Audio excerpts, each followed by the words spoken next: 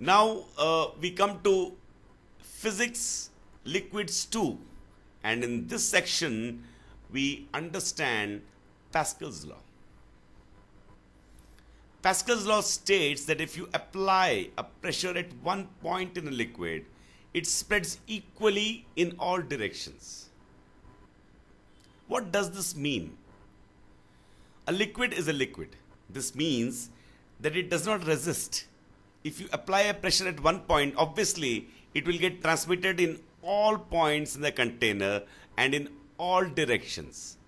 It is because a liquid does not resist a force that this happens.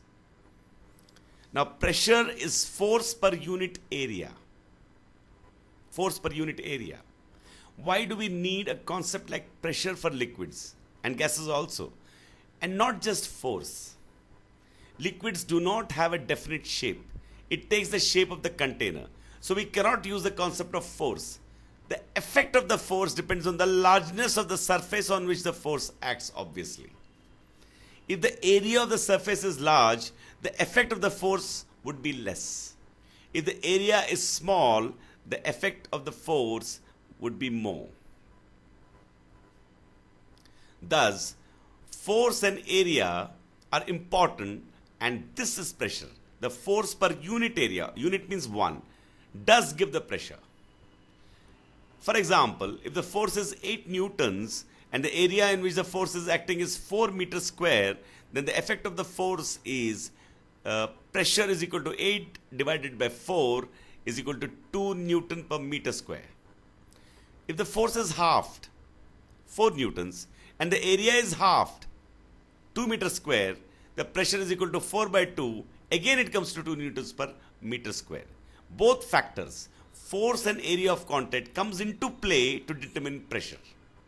Now, Pascal's law can be used in a dramatic way in a hydraulic press. Consider a figure in which one side is having less area of cross section and another side is having more area of cross section, and both are connected. If a force is applied at A, a small force, for a long distance it gets transmitted to B, a great force, for a shorter distance, big D. So F into D, small f into small d is equal to big F into big D. Pressure is the same on both the surfaces. So the Pascal's law doesn't get contradicted. But one great thing has happened here. A small force for a greater distance causes us to lift heavy objects by giving a greater force through a smaller distance. So this is one example of a machine, a hydraulic machine. And hydraulic machines are very common in the world today. What we do is we give a small force, but we carry that force through a greater distance. And that gives a greater force towards a shorter distance because we have varied the area in which the force is acting.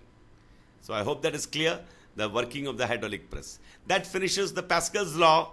I hope you enjoyed the program. In the next section, we will try to understand Archimedes' principle in liquids 3.